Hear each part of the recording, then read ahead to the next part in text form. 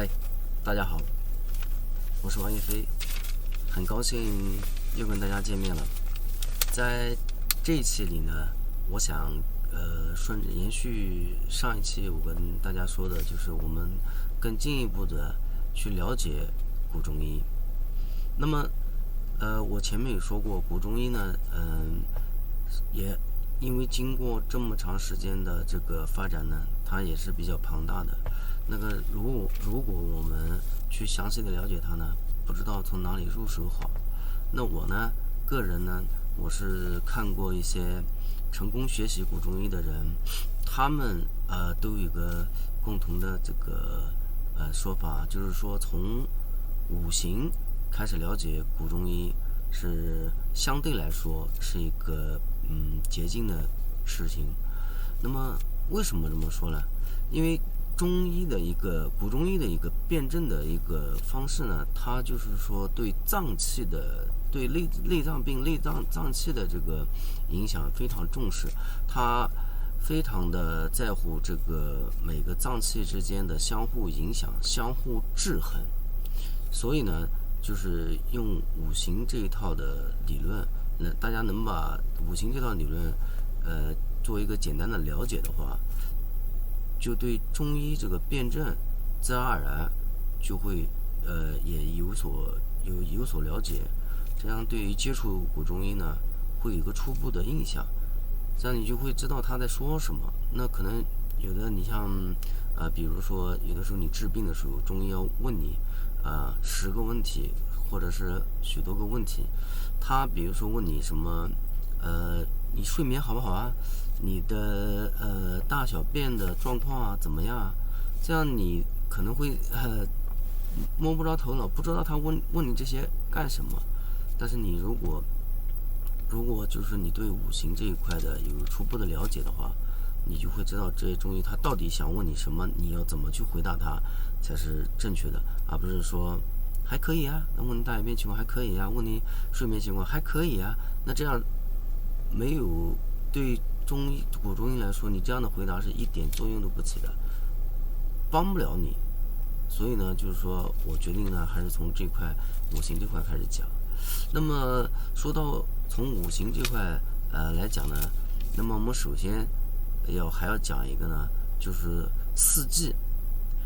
四季对这个中医五行，它是怎么把这个古中医把这个四季给对应到咱们各个这个脏器和木火土金水这个几个元素里面。中医取这个几个元素，可不是现在咱们化学元素里面这样它的一个性质，而是说只是取它一个性，相互制衡，一个性相生相制衡这一个性，跟现在的这个化学呢是化学的性质呢是没有多大关系的，好吧？那下面我们就来开始讲一下这个四季这个。我们都知道春夏秋冬有一个做一个简单的表，希望大家能看清，因为比较简陋。其实很简单，就是说春夏秋冬，我们对这4个季节是很了解的。因为春夏秋冬，我说过，中医就是咱们祖先对这个自然界的了解，然后就是说在与自然界这些疾病做抗争的时候，长期总结下来的一套经验，其实就是经验之谈。那么包括八卦，包括这个易经，我们在流沙河先生他对这个易经破迷这一部这个书籍当中大家有兴趣的可以自己去网上搜一下看一下。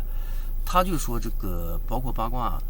他当初呢就是最简单的就是4个季节，春夏秋冬，然后之间也不是说春天直接就到夏天的，那么是经过比如说夏至然后夏天到秋天有秋分那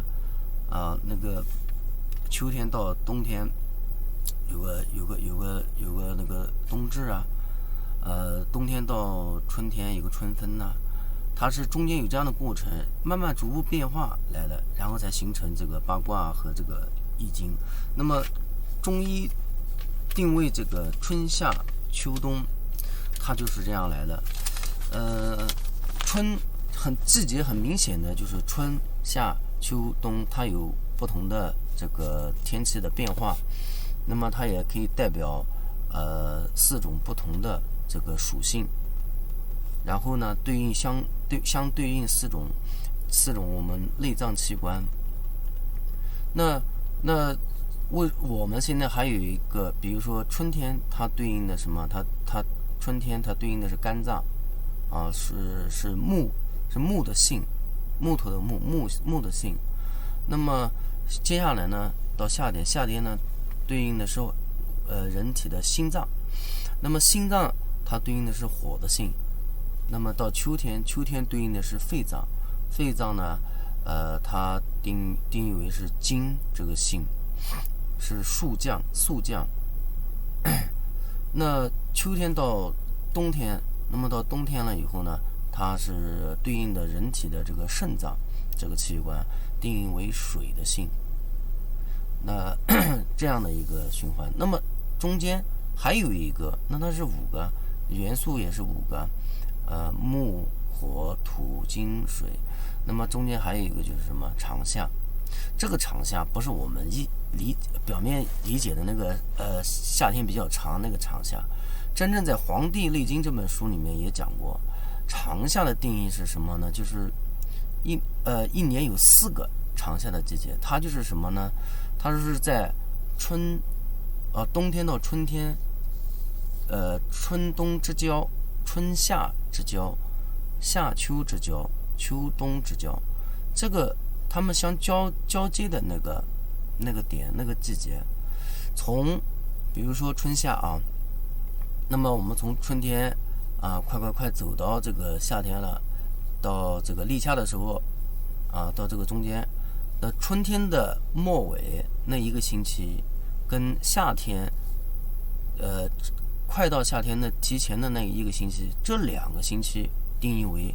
是长夏的季节，就是对应的是脾脏，我们内脏对应的脾脏，也就是说对应的是土的性质，土的性。同样的，夏天到秋天也是的，到立秋，刚才我讲错了，不是秋分，是立秋。立秋的时候，那么也是夏天快结束的那个星期，跟秋天快到的那个星期，这两个星期提在一块，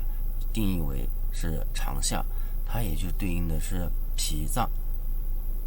对应的是土的性。同样，秋天到冬天中间也是，就是在《黄帝内经》上面讲的是72天，是每个季节相交的，各拿出来9天，就相当于18天，一年有4个这个长夏的这个季节，对应的我们这个脾脏。那么李海夏老师呢，他经过他的研究呢，他说定义为最准确的呢是2个星期，这样的接近于就是说能对应得上我们这个节气，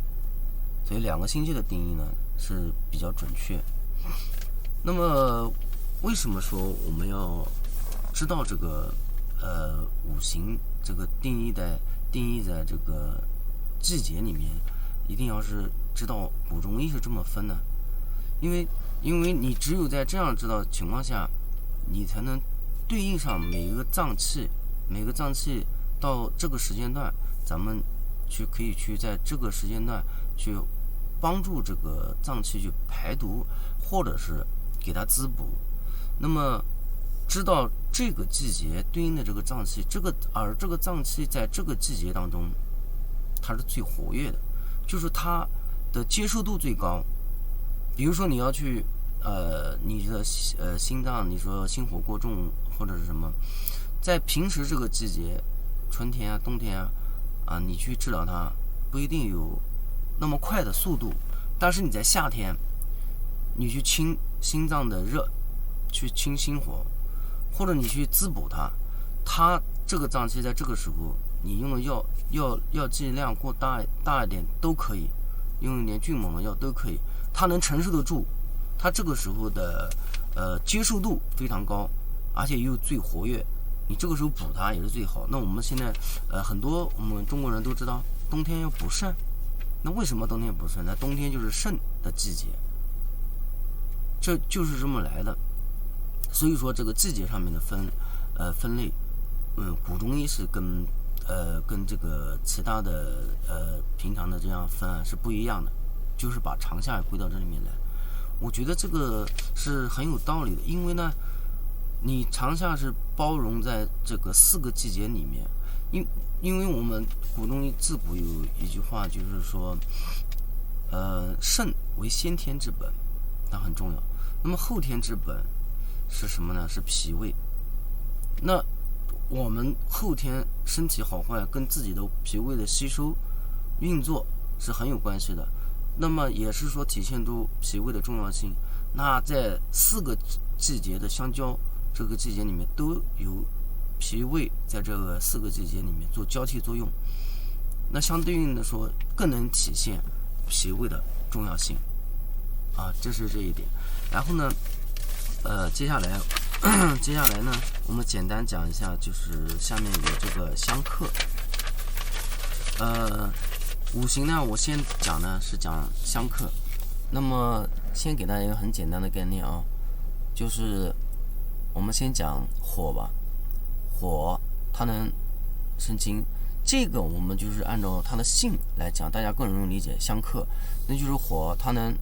克制金。相克实际上是什么？看到吗？相互制衡，它们互相的影响，相互影响，相互制衡，相互牵扯，造成一个达到一个相对的平衡。火能克金，这便于大家理解啊。就用性来讲，火能提纯这个金属，能溶解它，能提纯它。那么金能克木，那么大家想就是比如说用刀子、用斧头、用锯子去砍木头啊。木能克土，因为在土上面种上木，会防止这个那个土地的流失啊，土质的流失。那么土能克水，那么大水来了，用土能阻挡水，水能克火，这个就不用解释了。那么这一系列的我所举的相克，并不是说他去伤害他，而是说他们是一个共同的相互作用的一个平衡。只有你达到这种5个脏器都平衡的话，我们的身体才是处于健康状态。一旦哪天这个脏器它受到伤害了，它受到外界的影响或者疾病的影响，那么丢失到这一环以后，其他4个脏器的这些压力都会给到它。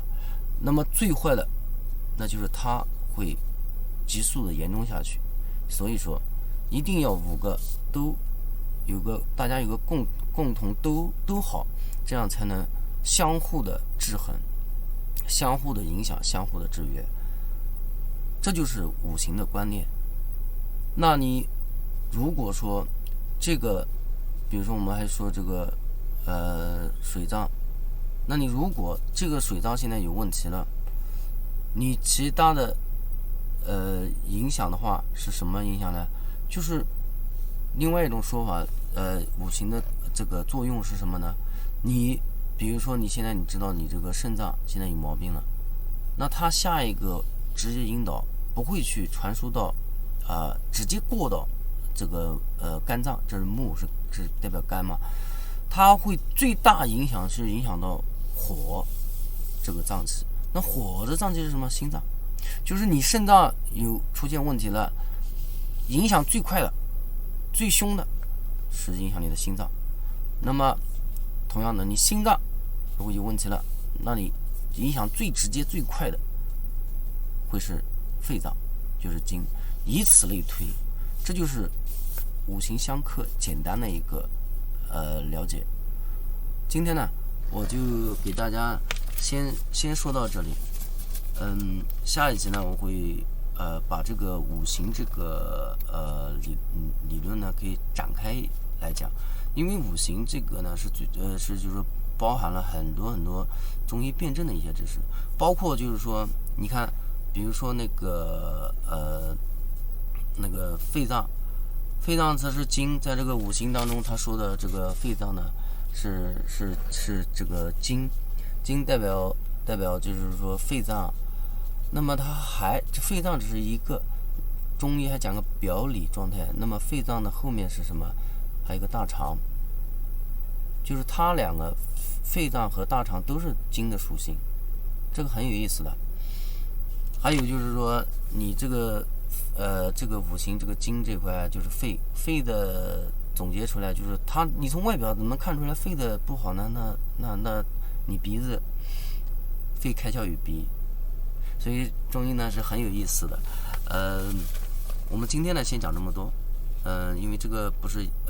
一节课，也不是一个视频能做完的，我们简单先聊到这里。这次我们这一节视频，我们主要讲的是，